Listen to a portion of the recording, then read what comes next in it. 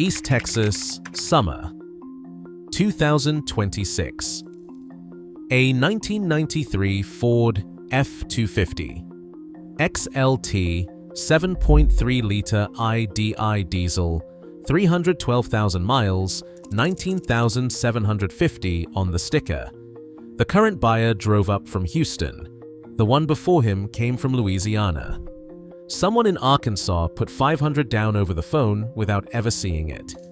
Americans who know what they're doing are buying pre-1995 trucks on purpose, and the DMV computer that runs modern vehicle registration has no clean way to process them.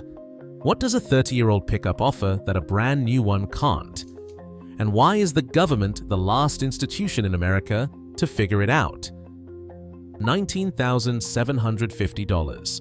That is the price scrawled in grease pencil across the windshield of a 1993 Ford F-250 XLT 7.3 IDI diesel with 312,000 miles on the clock. Not a showroom queen, not a collector's fantasy. This is a 30-year-old workhorse, its paint sun-baked and its bed scored from decades of actual labor. Yet the sticker does not blink. The number is real, and so is the interest. The buyer stands in the gravel, boots dusted with East Texas clay, phone in one hand and a stack of job site estimates in the other. He is a framing contractor out of Houston, and he is not here to reminisce. He is here to buy a tool. The last guy, a farmer from Louisiana, left a cashier's check on the dash and drove off in a borrowed sedan saying he would be back with a trailer. Someone in Arkansas wired a $500 deposit without even seeing the truck in person. The lot manager shrugs. He has fielded 6 calls in 2 days, all from people who know exactly what they are looking for. It is not nostalgia. It is not about chrome bumpers or the way the door shuts. It is about what a pre-1995 truck can do that a new one cannot. The Houston framer spells it out. A 2026 truck is a networked computer that happens to have a bed. You do not fix a 2026 F-150 with a socket set and a Haynes manual. You plug it into a proprietary laptop, wait for a software update, and hope the dealer has a loaner.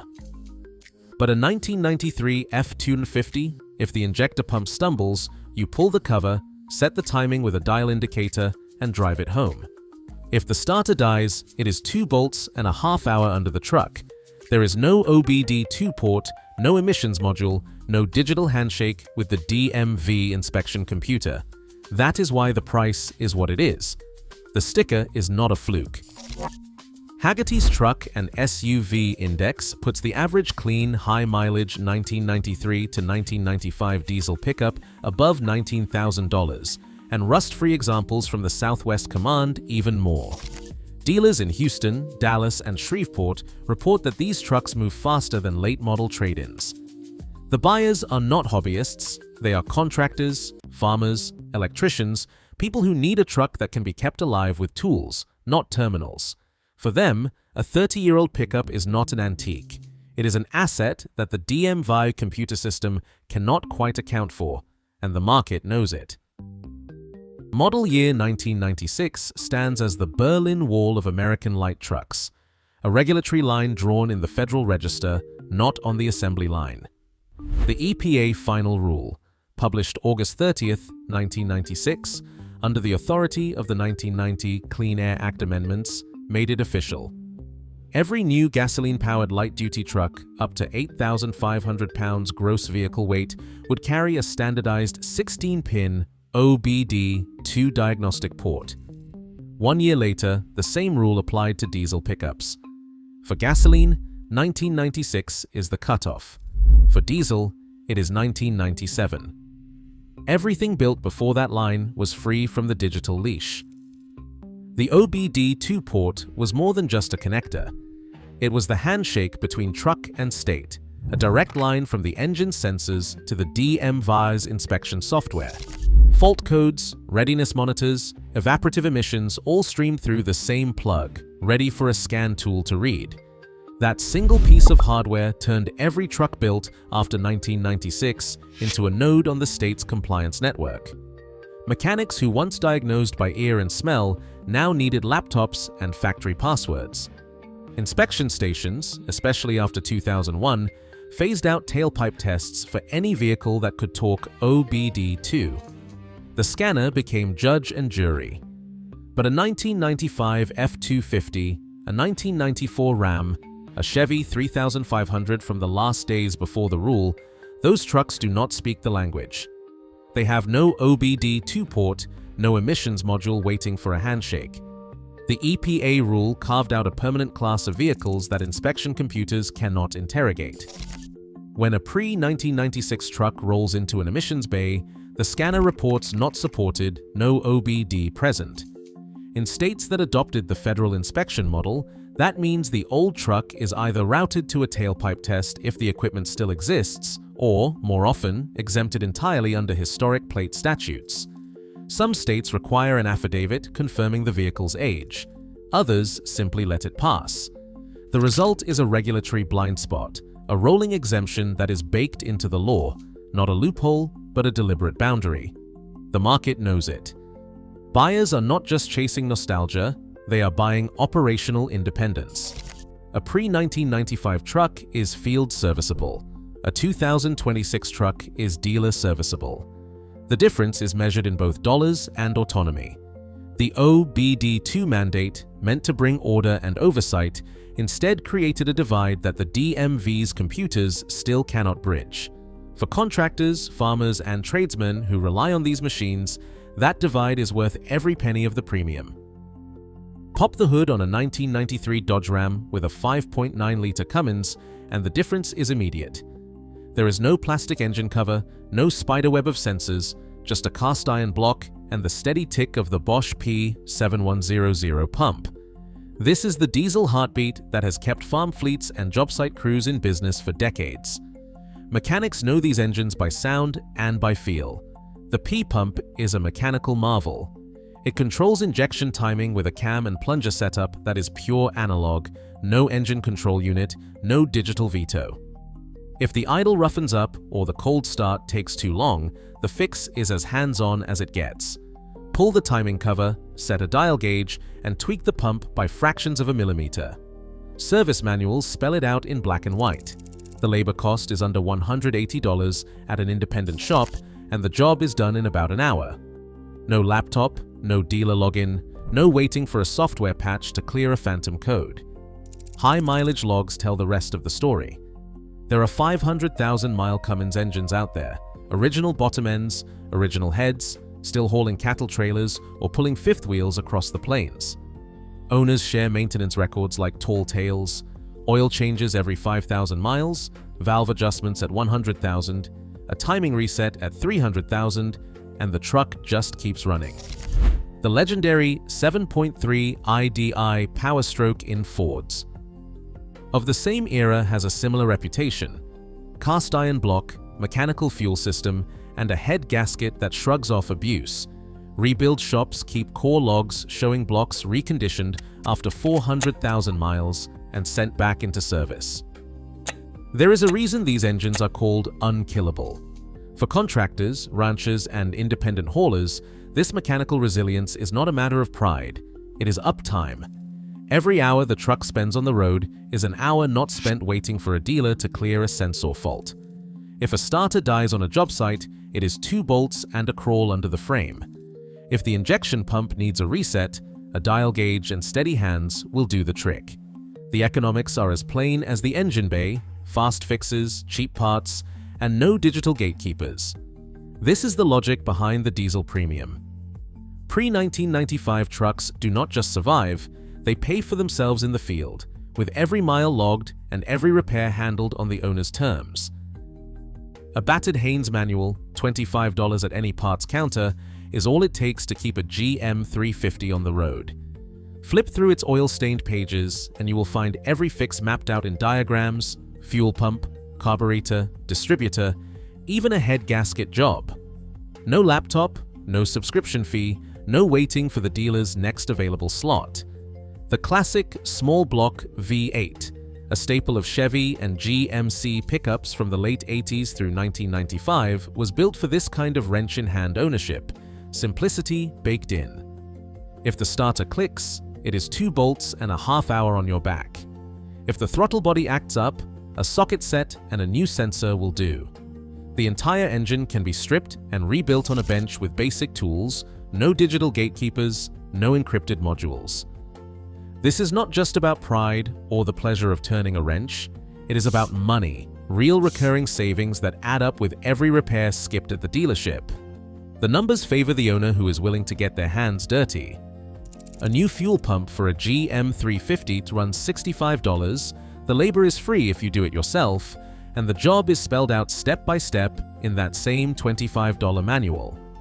Compare that to the $1,200 invoice for a late-model Silverado's high-pressure fuel module, which requires dealer-only programming and a tow if it fails on the road. For the working owner, every repair kept in-house is a bill avoided. Every mile logged is a dollar kept. Insurance companies have caught on. Classic vehicle policies from Hagerty, Grundy, and American Modern. Quote premiums at 3 to 5% of agreed value, so on a $30,000 pre-1995 truck, that is $900 to $1,400 a year, often with no commercial surcharge. The same truck, if it wore a 2026 badge, would cost double under a standard policy thanks to higher liability limits and the risk of electronics failures. For many states, the path gets even smoother.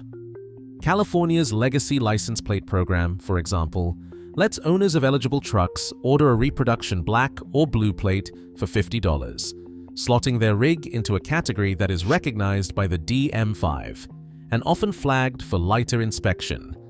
It is not a loophole, it is an administrative lane, built into the system for those who know how to use it. Put it all together and the math is hard to ignore. A pre-1995 GM truck kept alive with a Haynes manual and a $100 toolkit, insured under a classic policy and registered with a legacy plate, offers a total cost of ownership that new trucks cannot touch. The DMV's computers look for an OBD handshake and come up empty. The inspection station asks for a code scan and finds only a carburetor.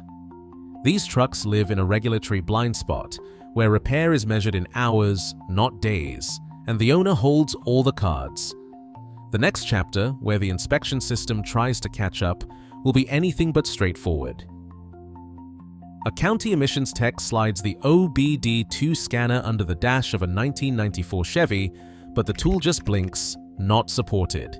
No beep, no handshake, just the digital equivalent of a shrug.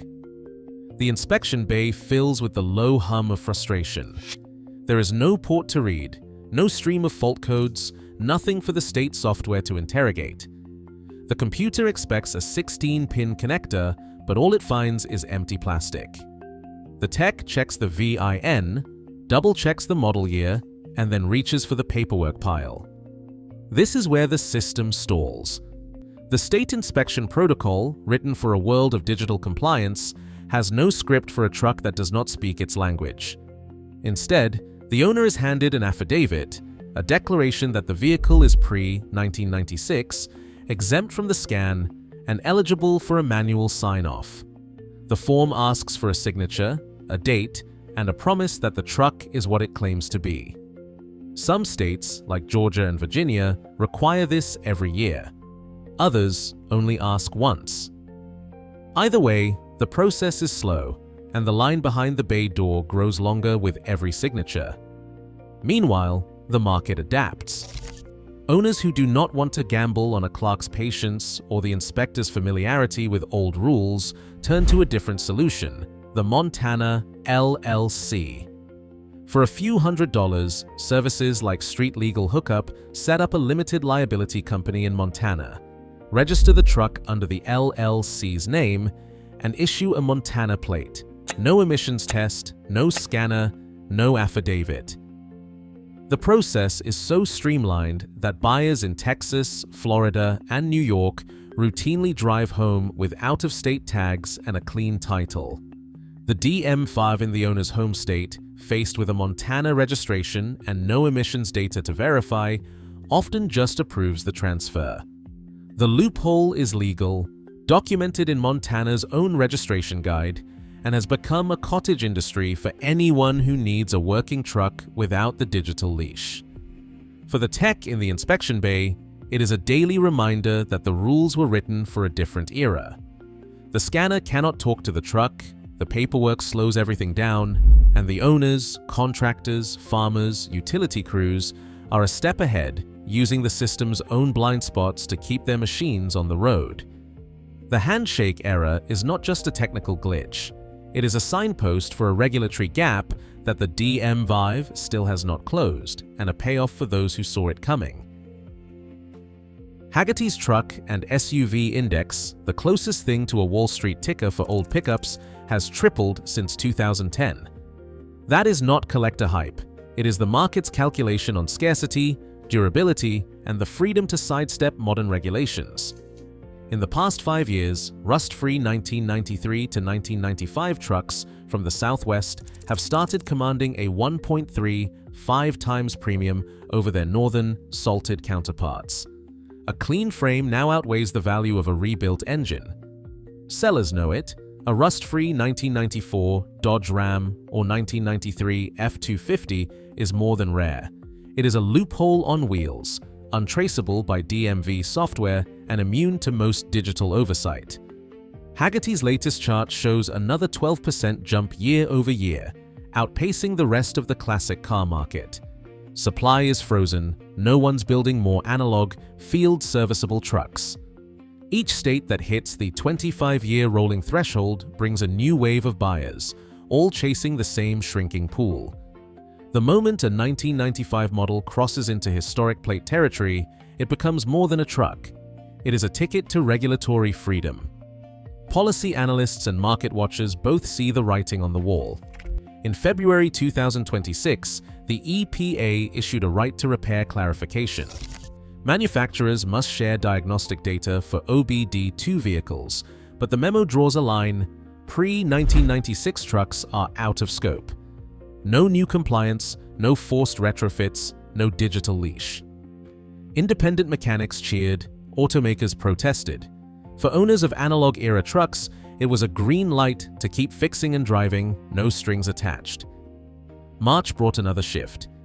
The EPA rolled back the ultra-quick start emissions rule for diesel pickups, raising the fleet average greenhouse gas target and easing pressure on small operators. The rollback did not make headlines, but for the market, it signaled that the regulatory, gap-keeping pre-1995 trucks valuable is not closing soon. The working truck lobby called it a victory. Environmental groups saw a setback. But the loophole's spotlight grows. In Pennsylvania, a rolling coal incident with a historic plated 1993 Ford F-150 triggered a legislative push for mileage caps and stricter inspections. Owners pushed back, arguing the rules punish the responsible for the reckless. The debate rages on, but the message is clear. Every exemption draws scrutiny when it is abused. The numbers tell the story, but policy winds shift fast. For now, the premium on pre-1995 trucks is built on what the law cannot see. As a 1993 F-250 rolls out, it carries value measured in steel, statute, and the will to resist obsolescence. Right now, the 1996 model year stands like a Berlin Wall. On one side, trucks you can fix with simple tools, on the other machines governed by code, compliance, and dealership keys. For those who understand the gap, it's not nostalgia, it's freedom from the system. Every pre-1995 pickup sold is a vote for mechanical sovereignty in a world rushing toward mandatory connectivity. Let's hear your take in the comments.